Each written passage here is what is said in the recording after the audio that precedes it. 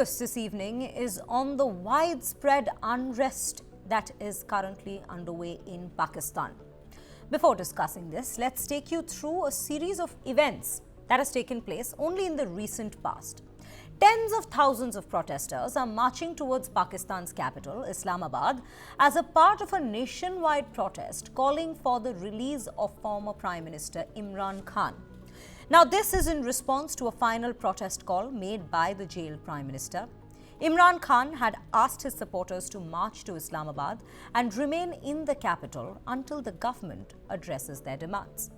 Not just that, just in this month itself, a roadside bomb exploded near a vehicle carrying security forces in northwestern Pakistan, killing 4 officers and wounding 5.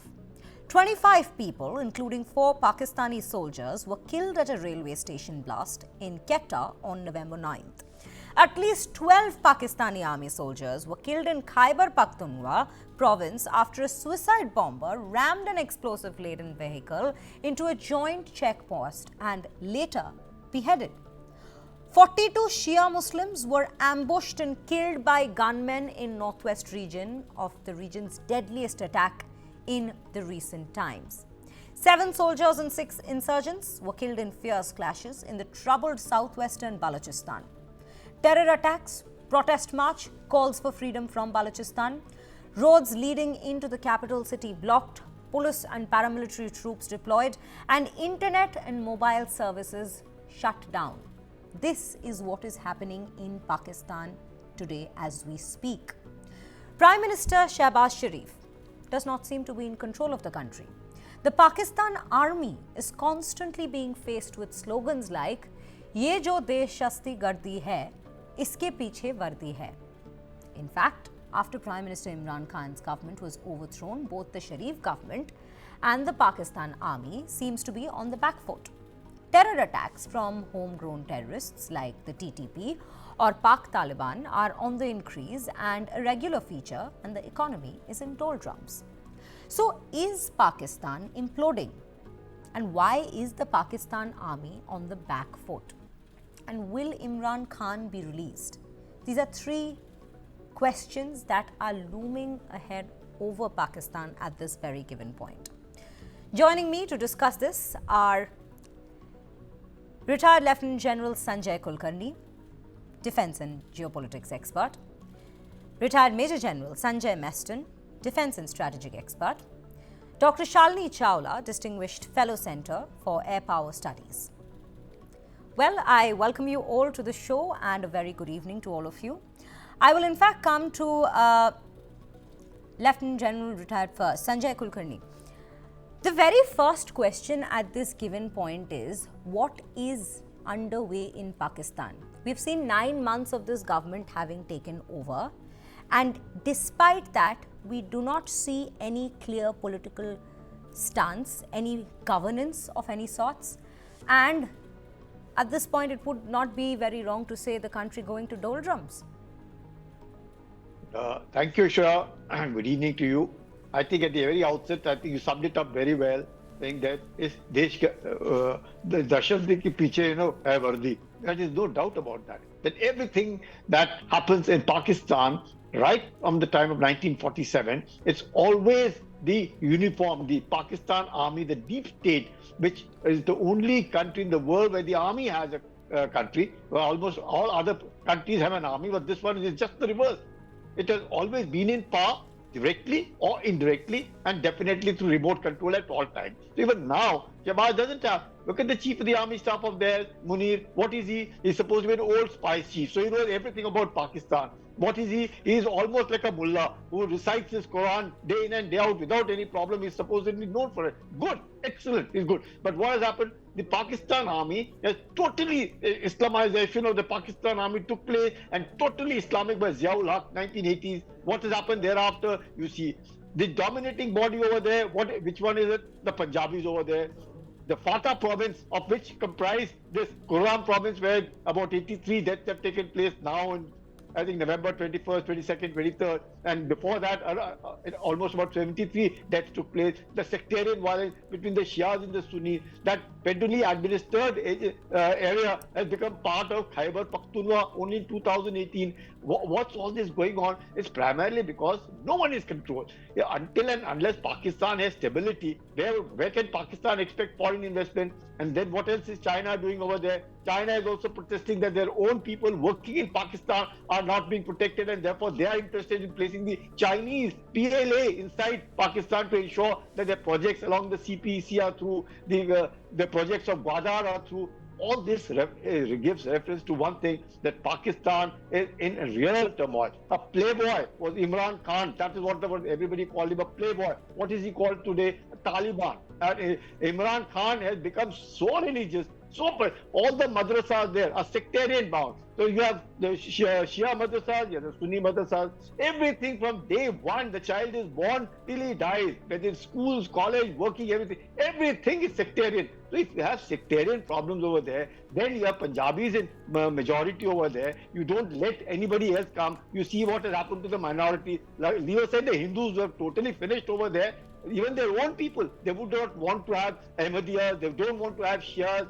All this kind of thing is Pakistan, is madrasas, which is governing, overpopulated Pakistan, which has gone economically ruined, resulting in obviously everyone, right from you had the Hillary Clinton tell them so many times that, well, look, if you have snakes in your backyard, obviously they will, once in a way, they'll bite you also. Don't expect others only that you have got them in their backyard, they will go and bite somebody else. No, it won't happen that way. So Pakistan has realized it now that all that they did, the hub of Pakistan was the terrorism. And terrorism is what Pakistan always used it as an instrument of state policy. They thought they could use it against India. They thought that they could get into Afghanistan. What happened? The Taliban created Tehrik-e-Taliban Pakistan, which is now fighting the Pakistan army, which is even killed their own security personnel.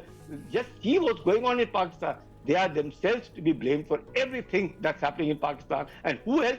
None than the army. The army wants the governance. The army wants the rule. An army which has $25 to $30 billion business of its own. Even if Pakistan does not spend 3% of its GDP, they will be able to survive, because from onions, cement to everything, whether there's armament or anything and everything in Pakistan is controlled by the Pakistan army. And therefore, the Deshat Gandhi ke piche Vardi is rightly so, and more so by Ziaul Haq subsequently, and now you find that it's totally gone berserk. There is no question of Pakistan being able to come out of it until Pakistan decides. You see what is Imran doing now. Just see the kind of processions and demonstrations that are heading towards Lahore and Karachi. All that is because Imran himself turns from a playboy cricketer to almost like a cleric. He's become such a die-hard, a peaceful religion has been turned into an absolute, what could be termed as something radicalized, and people don't know. Though Pakistani people,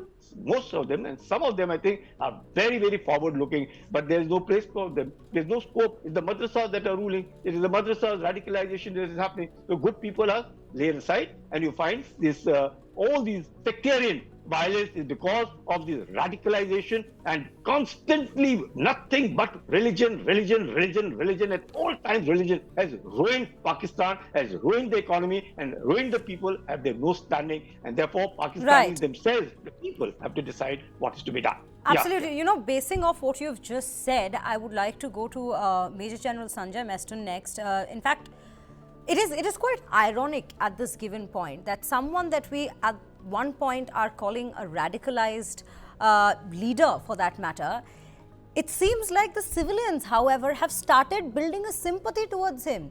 And it's simply because what the Pakistan government has been doing over the last 9 months. The kind of unrest, the kind of chaos we see. Politically, we have seen it decline. Economically, we have seen the decline in Pakistan. So somewhere we see the sympathies rising, and we see a general feeling amongst the masses that maybe that the Sharif government is actually an authoritarian government in that case. Would you agree with me? Good evening to you. Very pertinent issues raised by you, and I think very well summed up by you, and including General Kulkarni. See, if I were to put it across, I would term Pakistan as a totally failed state. Now, who's governing Pakistan? In fact, when I was in Afghanistan, I recollect a lot of people used to say that it is, the ISI within ISI, state within state. So actually, there is utter confusion in the state. It is total anarchy, and therefore, the political machinery has failed, and the machinery which runs the government has also totally collapsed. Including, let me now be very candid. The armed forces is also actually divided there. When I was in Afghanistan, interacted with a lot of these people there, including some of the retired army people over there who were in Afghanistan on various duties, etc. They are divided. The society has been totally polarized, sectarian lines, religious lines, all lines it has been divided, and there is a total unrest and chaos. You are aware, Khyber Pakhtunkhwa never considers itself as part of, or rather, I would say, Greater Afghanistan is what was the agenda of Afghanistan long time back. So Khyber Pakhtunkhwa is basically Pashtun dominated, and they never see themselves as part of Pakistan. Pakistan, yes, they see themselves as part of Afghanistan. And if you recollect, Yusuf Malalai, who had got the Nobel Peace Prize, her statement was, "I'm a Pashtun first, and second, I'm a Pakistani." So for them, this is the kind of belongingness they have to their various ethnicities, various tribes, and you are aware about the problems in Balochistan. And of course, the dominant factor there is the Punjabi. Now, Pakistan has now become totally radicalized society. And the seeds of radicalization, as pointed out, was shown by General Ziaul Haq. And why? The why is very important. Again, I came to know about this during my tenure in Afghanistan. The Pashtuns told me that General Ziaul Haq was very clear that his strategy was how can he break up India. That was the intent. And therefore, he called all his corps commanders that time when he was the army chief, how can we break up India? And therefore, they gave out large number of solutions, the military kind of solutions. But General Ziaul Haq finally told them, all this is nonsense. There is only one solution. And that solution is radicalize entire Pakistan, including the armed forces, into Islamization. And that is where Pakistan has the seeds of radicalism will set there. Initially, it appeared a very attractive proposition, that bringing in Islamization of the nation. But today, that itself has been a devastation in that country. And same thing they did in Afghanistan. Afghanistan, way back in 60s, 70s, was one of the most modern countries. And therefore, they injected that. And therefore, it's a lesson learned for the entire Indian subcontinent, whether it is any of these countries. The seed of course, communalism was set by British India. The fires are yet continuing. And this is a lesson learned for all the countries here, whether it is Bangladesh, whether it is India, whether it is Pakistan, whether it is Afghanistan. Radicalism on terms of religious lines is the seed which appear attractive in the beginning, but it has got long-term consequences. So Pakistan is today getting the long-term, facing the long-term consequences.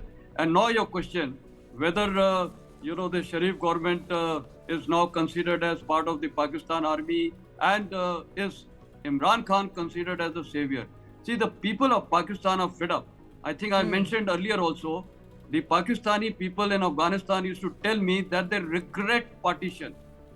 They regret partition because they used to say, where has India reached and where have we reached? Now, why that they have reached is because of radicalism that was injected by the Pakistan army leadership then, and the Pakistan army continues to be highly, I would say, radicalized, and that is why the nation is suffering. So therefore, they look at Imran Khan as a savior. Now, he also cannot be a savior because he has been tried out. He has also been a failure. The Pakistan army has failed. All governments, whether it was PPP or whether it is, Nawaz Sharif government or the present Shahbaz Sharif government, everyone has failed, including the army. Let me tell you, today it cannot run the country. It's in entire doldrums, and Bangladesh, I think, is heading into that direction. So he's considered as a temporary savior.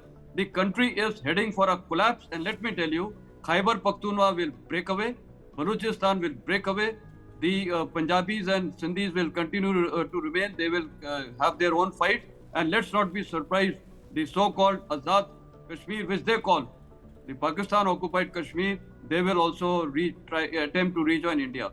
So it's a state where total devastation, a total failed state. The government Absolutely. machine is absolutely ineffective. So Imran Khan is considered as a savior, but he has also been earlier a failure, and he's also gone against the Pakistan army, and therefore Pakistan army felt that the best It's bet it's would it's a be. projected savior of sorts at this given point, you would say. I mean, given the circumstances, that is the projection we see towards Imran Khan. Right now, let me bring Dr. Shalini Chawla in this conversation as well. You know, when we, Dr. Chawla, when we speak of this current scenario, while we've spoken about the military and what it projects with regards to the military involvement with Shehbaz Sharif's government at this given point, let's also talk about the political ramifications that such circumstances build. What does it project on Sharif's government? Because remember, if we speak of another Sharif Prime Minister, Nawaz Sharif, there was a military coup in his second term that had taken him down. And at this given point, while the military at this given point, as Sanjay Meston also pointed out, is quite divided themselves, but Pakistan, this wouldn't be the first time that we see a military coup in Pakistan, where the politicians have indeed not been able to stand up to the expectations of the people. So, Shreya, thank you for the question and very important point you've raised. See, this is the formations change in Pakistan. But what we are seeing for quite some time, that if any political party which comes into power has to have a backing from the military. So that has become a very, it's a normal in Pakistan, and it's not a new normal because we have been seeing it in different formulations for decades now. But now in the last two elections, it was much more prominent with how Imran Khan was brought into power, and then now how the Sharif government was brought into power. Now the point is that this government which is in power is a puppet government, and we know that the real power strings are with the army chief here. So what we see, to your question, what I would like to answer is that what are the political ramifications? So the political ramifications are that it's a very weak government. It lacks credibility. It lacks the legitimacy because of the way how the elections were conducted. And certainly this is not on the basis of popularity that Shehbaz Sharif has come into power. Imran Khan remains the most popular leader in Pakistan, and he is behind bars. And so obviously he has the mass support which we see. Now this mass support which he managed to drive, which is quite ironic because, the time he was in power was not the time of great governance in Pakistan. He did not do anything which was so good. For the economy went down, the foreign relations of Pakistan with the United States, with Saudi Arabia suffered. So there was a setback to the overall, many dynamics that we saw in Pakistan during Imran's government. But still what we see that his popularity remains intact. In fact, it has grown after Shehbaz Sharif's coming into power because the man has just decided to be in jail. He has refused to take an exile. He has, the most amazing part about Imran Khan, and I'm not praising him in any form, but the point is that his resilience and the way he has managed to stand opposing the army. So that is something I think which has gone very well with people there.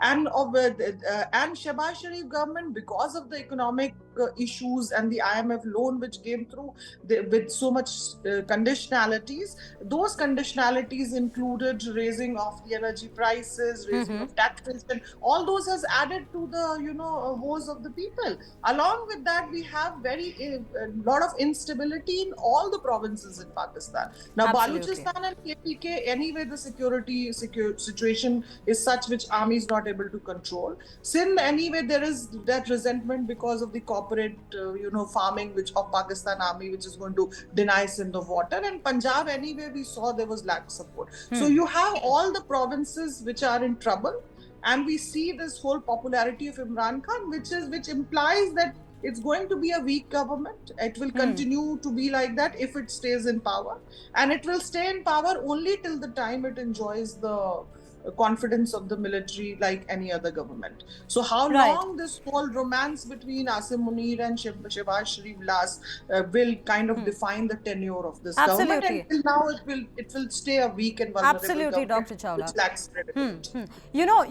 I would like to take the next question from Lieutenant General Sanjay Kulkarni. It's a very interesting scenario at this point. Why I say so is the timing of this very nationwide protest and Islamabad being blocked. Because if we just look into the month of October, we had seen the SCO summit take place in Pakistan amid a similar unrestful situation. Similar protests being seen, similar unrest, widespread unrest being seen in Pakistan. And this very protest has again taken place at a time when we see the Belarusian president having to come into Pakistan. So there seems to be a repeat pattern at this given point. Who is to blame and whose failure is it? I think at this point, would it be wrong to say that it is both a military and a political failure, given the chaos that has disrupted Pakistan and unfolded in Pakistan? And what geopolitical image does this project of the country Pakistan at this given point? And we're talking at a time like in fact, Major General Sanjay Meston was just mentioning, India is now the voice of the global South. That's the times we're talking about a neighboring country like Pakistan. What would you have to say? Absolutely, sure. There's no denying the fact that India has become the voice of the global South. Having boycotted Pakistan, Pakistan now realizes that trade with India is zero, nothing. They are the ones who are suffering. There's no social harmony in Pakistan whatsoever, leading to instability leading to no foreign investment. So every time there is some visit, some kind of an event Pakistan wants to hold, the people over there want to protest, to be able to tell the world that look what this country is all about. What are you all doing? You please save us. So this is the situation that Pakistan is in today. And this social harmony, the responsibility goes to military and also the politicians. Each one of them were quite happy getting huge amount of the money that would be coming into madrasas. There wasn't enough to eat, but there was enough to construct. So many mosques have come up, so many madrasas have come up. I realized I studied in Pakistan, in Karachi, in a very good school called the Wendy School over there. I didn't find that kind of a radicalization then as much it is today. Every textbook refers to only hate India. It's only Islam, Islam, Islam. And in that also only Sunni, Sunni, Sunni. Now what is all this? If this is what the entire thing, the education is that way, the entire society is divided that way, the military is divided that way, the chief is also a mullah, you have Imran Khan coming up, he's also known as Taliban Khan. It's nothing but terrorism and radicalization. Right. A cocktail, a Molotov cocktail of this kind of a thing in Pakistan, which has led to this situation. And I think it's time the people of Pakistan have to think as to what is it that they want. They must, you see what is happening in Gilgit-Baltistan. They have blown up the Karakoram highway. They've blown up Lieutenant General, I'm extremely sorry. I'll have to interrupt you there, but we're running out of time. I would want one last and very brief response from you, Major General Sanjay Meston. Does the military have a solution at this given point, would you say? Is there a solution we are looking at? Just a brief response on that, sir. Shreya, military really has no solution because they have themselves who created terrorism. They are not entrapped in that whatever they started. And let me tell you, Afghans who are again Muslims, they hate Pakistan. When I was coming back to India, they used to tell me, General Saab, आप यहाँ से attack करो और हम यहाँ से attack करते हैं, ये देश को खत्म करना है. That is the kind of hatred Afghans have towards Pakistan. And therefore, the religious fundamentalism which they had sowed the seed has failed in the other country. But that is the root cause, and therefore military is also now got embroiled in their whatever the seeds of terrorism they had shown. And therefore, I don't see any solution for the Pakistan armed forces. Right. Thank you so much to all of you for joining us on the News9 Plus show. We had with us Lieutenant General Sanjay Kulkarni, Defence and Geopolitics expert, Major General Sanjay Meston, Defence and Strategic expert, and Dr. Shalini Chawla, Distinguished Fellow, Centre for Air Power Studies. Thank you, ladies and gentlemen, for joining us on this panel discussion. Our second discussion for the evening. Winter session of Parliament has started. Coming on the heels of the NDA's massive victory in Haryana and Maharashtra, the session is likely to see the government on a strong wicket. In his Maharashtra win speech, Prime Minister Modi has remarked that there is no place for Waqf law in the constitution. Union government has listed the Waqf Amendment Bill for consideration and passage in this session. And according to this amendment of the Waqf Act 1995, it will make it mandatory for the Waqf boards to register their properties with district collectors to ensure their actual valuation. Currently, the majority of the Waqf board members are elected, but once the new bill becomes law, all the members will be nominated by the government and also have women on the board. Now, the government had constituted a JPC on 22nd August 2024. The 21 members of the Joint Parliamentary Committee has also called for views and suggestions from public, NGOs, experts, stakeholders and institutions, along with inviting representatives of the All India Sunni Jamiatul Ulama Mumbai, the Delhi-based Indian Muslims for Civil Rights, the Uttar Pradesh Sunni Central Waqf Board and the Rajasthan Board of Muslim Waqf. Now the JPC was to submit their report in the very first week of the winter session. But they have urged the Lok Sabha Speaker Om Birla to extend the committee's tenure. Can the Modi government pass this law without the Joint Parliamentary Committee report? And will the government be able to balance reforms with the rights of the Muslim community? These are the questions, the burning questions of this very hour on this subject. And to talk about this, I have with me Bhanuchandar Nagarajan, political analyst, Advocate Nikhil Jain, political analyst, and in the studio is my colleague Brijesh Pandey. Well, a very good evening to you all, gentlemen. Very firstly, Brijesh, I'll come to you. You know, the JPC that has been set up, first session itself of the winter session, the first Lok Sabha and the Rajya Sabha opening addresses that we saw, we already saw a ruckus. The tension was already there with regards to the JPC. And there is a lot of war of words that's happened. But to help us understand, can the parliament actually go in without a JPC report at this given point, given that the opposition has said that the JPC was in a hurry to bring about the report? Well, the chairman of the JPC, Mr. Jagdambika Pal, is a member of parliament from the Bharatiya Janata Party. He has already stated that he is ready with his report. So today, the opposition members, they have written a letter to Lok Sabha speakers urging them to give some time to the JPC. They said then that they have not visited the places, several places where they were supposed to visit. There have been an unnecessary rush in the sense that calling all the member of parliaments on 3 days, back to back 3 days. They say that we have to prepare for the entire event, we have to read. So calling us this frequently, it kind of tinkers with that. So they have made a request to the Lok Sabha speaker that they should be given some time. We also saw what happened in one of those JPC meetings, when Turmoil Congress MP had broke the bottle, yeah. Kalyan Banerjee, and hurt his hand as well. So it's a very high-pitched battle which is going on. But it all also depends on what the Lok Sabha speaker says. If the Lok Sabha speaker says that no, if the JPC the head is ready with the report, then why are you saying it, or it refuses to give extend the time to the other as per the demand made by other JPC members? I would see no situation arising where anybody can stop Jagdambika Pal, who is the chairman of this Waqf committee, JPC, to submit the report to the Government of India, and the Government of India in turn acting on it. Absolutely. I'll come to you next, Mr. Nagarajan. Very firstly, there is a huge backlash that the BJP has faced with regards to the amendments they have suggested for the Waqf Amendment Bill. How do you say they plan on going ahead to balance out these particular changes that they have, suggested, and also implement it in a level that it does not create a disruption in the societal structure already? Because after all, it is an amendment that is yet again being amended, as Prime Minister Modi has said in his speech. See, the whole concept of Waqf is extremely arbitrary. It comes from the time when we were ruled by Islamic rulers. I come from Tamil Nadu. Okay, there are places where Tipu Sultan has gone ahead and said this land between the mountain and the river is all common. And it holds temples that were actually pre-Islam, like constructed in the 3rd century or the 4th century.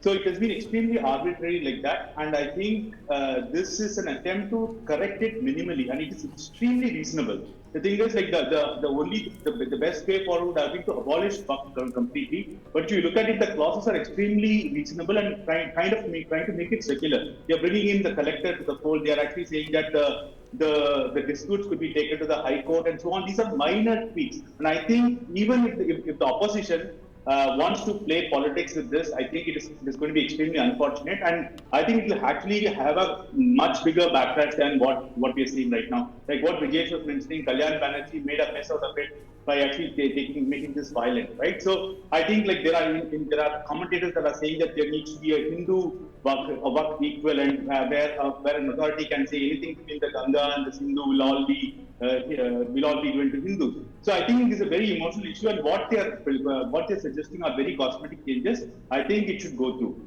as it is. But then there's also conversation about how these changes might, put minority rights at risk. Would you not agree with that? Or what would your opinion be? Absolutely. Yeah, absolutely. See, there are many Muslims whose farms, whose houses are in jeopardy, are in legal tangle because the Waqf claims it. So, see, the whole rural market depends on the buying and selling of land and buying and selling of houses, right? And or taking loans, keeping the houses collateral. All this economy is stuttered because of it. I think these are very extremely reasonable changes. Let's see how it goes. The political ball has started rolling. Let's see how it goes. But I think, after much toing and throwing, it will pass. Absolutely. I mean, it is a winter session, but the session definitely doesn't seem to be chilly at this given point, given the heated debates that have already been witnessed inside the House. With that, Mr. Jain, I would want to come to you next. Especially after what Chief Minister Siddaramaiah had to say with regards to with his withdrawal of the notices that were sent out to the farmers in Karnataka, BJP had come down heavily on Congress, saying that they are playing appeasement politics. For that matter, Prime Minister himself has completely dismissed WAF, saying that, or at least that's what's been implied when he said that WAF was not a part of the original constitution in the first place. What would you have to say on that? So what I have to say on that is that there's a lot of misinformation when it concerns Waqf and what it really is. Somehow a lot of people in the country seem to think that Waqf is some Muslim institution that has a pan-India jurisdiction and it can do whatever the hell it wants. But I'm sorry, that is not what it is. A Waqf board, first of all, is a state level entity. It's not a national level entity. There are 30 different distinct Waqf boards in the country. Secondly, each Waqf board is a part and integral entity of the respective state government. It is not a Muslim body per se. It is an arm of the state government.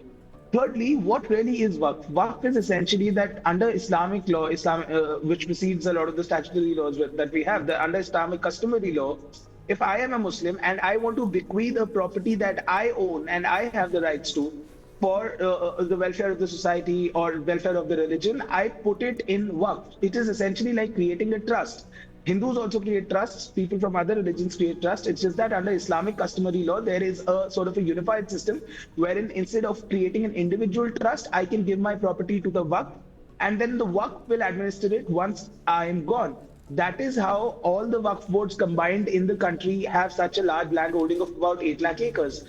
Because over the years, over the decades, so many Muslims have bequeathed their properties, which include lands, which include houses, which include religious structures, for the welfare of their society, which these Waqf boards that come under the government manage and then use as they deem fit. Sometimes they lease out the property, sometimes they continue to let the property be used in the manner as it was being used before it was bequeathed to the Waqf, as is the case in the case of a mosque, for instance.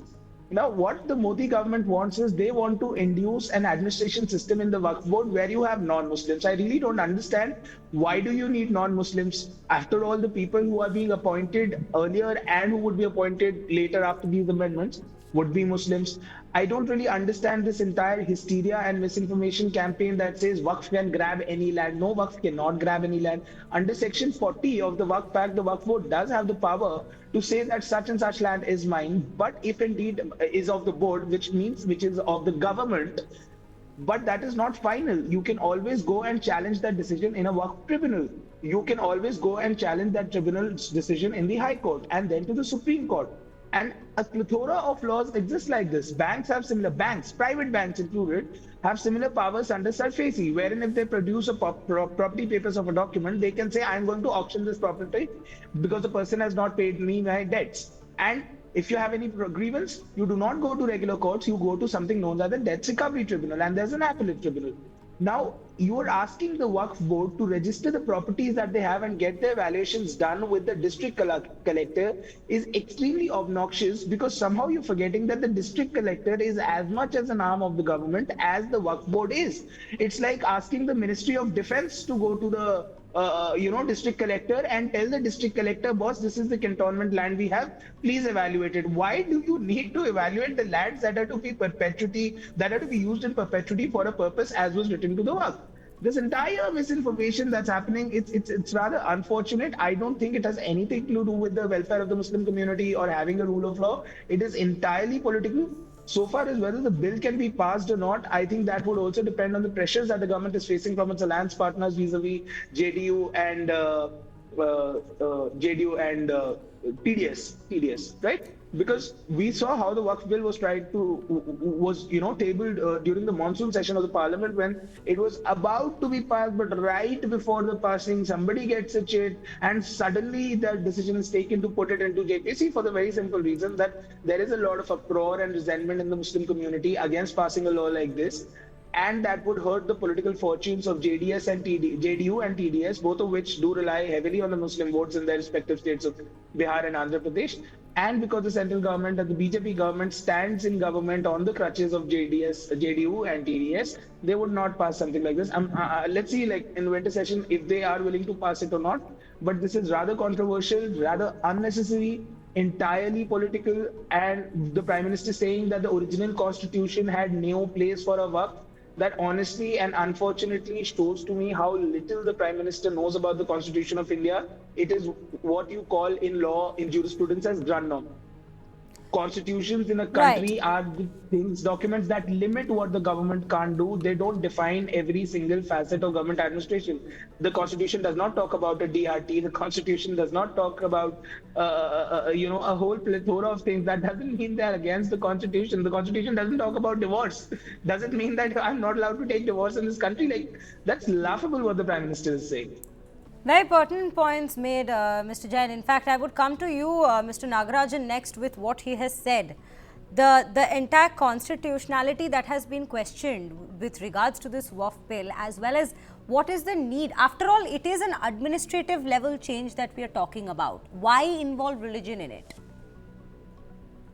Because like the Waqf properties are supposedly Muslim properties, right? And the previous speaker was totally whitewashing everything. He's accusing the Prime Minister of not knowing the Constitution, when he was absolutely speaking waving his hands in the air. So the thing is, first of all, the idea of somebody giving the land to Waqf itself is very ridiculous, because no Waqf property has any survey number or a field number. Okay, number one. Number two, in fact, if you look at the highlights of the bill that was tabled in the monsoon session of the Parliament, it has, in fact, one of the main clauses says that if there is a government property that is inside a Waqf claim property or Waqf claim land, then the government has the presidency taking over. So it means that there are properties like that. Like what I was mentioning in my previous comment, there are Hindu temples that are inside this. So if you have all Muslim administrative tribunal that resides on it, who do you think this administrative tribunal is going to support? It actually doesn't bring any sense of law. There is no sense of fairness, right? And for the sake of your viewers, I'm saying that the total Waqf land, if you accumulate across India, which the previous speaker said that was highly decentralized and all, if you accumulate all of that, it is greater than the land area of Pakistan. Okay, so it is not a trivial small land issue here and there. It's a very important issue, and I'm glad that the government is actually bringing this up, but also suggesting only minor tweaks. I think the government should have actually gone ahead and sort of abolished this whole structure, because we have land disputes, we have actually administrative mechanisms to deal with land issues, right? Why can't we go ahead with this? Why separately have this ghost in the whole system? That's what Prime Minister meant when he said that there's no mention of that in the Constitution. Right. I'll let you complete, Mr. Nagarajan. Let me just quickly bring in Mr. Jain in the conversation. He has a point to make at this point. I'm sorry, I didn't want to say that the other panelist is completely incorrect in his information, but I'm forced to say that the Waqf board has all the Waqf boards in the state, in the country combined have a land of 8.4 lakh acres, which is equivalent to 3,400 square kilometers, while the area of Pakistan is 8 lakh 80,000 square kilometers. So, see, that is the kind of misinformation that has been spread around. Ki Waqf board owns more land than there is in Pakistan. No, it does not. It is only 3,400 square kilometers. It's like what 1% of the area of Rajasthan. It is not that big a land parcel that you're talking about. The entire Waqf land is valued at about the entire properties with Waqf is valued about 1.2 lakh crores, or in other Right. words, $15 billion, or in other words, 20% of how much Adani is worth. It's Right, not Mr. that Mr. significant. Jain and Mr. Nagarajan, I'm extremely sorry. I'll have to interrupt you both there because we've completely run out of time, and I would like Mr. Brijesh to come in the last leg of the discussion. You know, my question to you next is the politics rather that has been going on with regards to Waqf. One is the alliance games, JDU, then Chirag Paswan's party on the other side. What they have had to say with regards to the Waqf amendment bill. One is what the BJP is saying. But you know, the interesting part is, I think the BJP at this given point has a different level of confidence they have been pumped in with after the Haryana and Maharashtra elections. Well, I think, you know, if you look at the morning, the soundbite of Prime Minister Narendra Modi, and you compare it to the soundbite of Prime Minister Narendra Modi when 2024 general election was over, it's a completely different, the tone and tenor was completely different. Now, at that point of time when the Waqf bill went to JPC, many believed that it was signal of the new reality, new political reality of the country. But I think, all that has changed. Given the kind of performance BJP had in Haryana and a almost miraculous performance which they come up with in the state of Maharashtra, I think the BJP seems to have gotten his mojo back, and that is the reason why, if you look at the language or if you look at the tone and tenor, it's a completely aggressive, and it belies the kind of accommodative spirit which the Bharatiya Janata Party or the government exhibited in the first leg. So I honestly it'll be very interesting to see whether TDP or JDU are in a position to exert that kind of influence where the government is forced to put off this Waqf bill in a back burner. Though I must admit that the law minister has gone on to say, Kiran Rijiju has also gone on to say that we are looking into it. It's not like that it's final. We are looking into the situation, and let's see how it pans out. But I think politically the government is not at all on any kind of back foot. It's not the same scenario that we had Not at seen all, not by right a after the kilometer. Lok Sabha elections with regards to the Absolutely. situation in the House as to how things were panning out. Well, with that, we've completely run out of time on this hour, but I would like to thank Mr. Bhanuchandra Nagarajan and Advocate Nikhil Jain and my colleague Brijesh Pandey for joining me in this conversation. This is the News 9 Plus show. Thank you so much for joining in.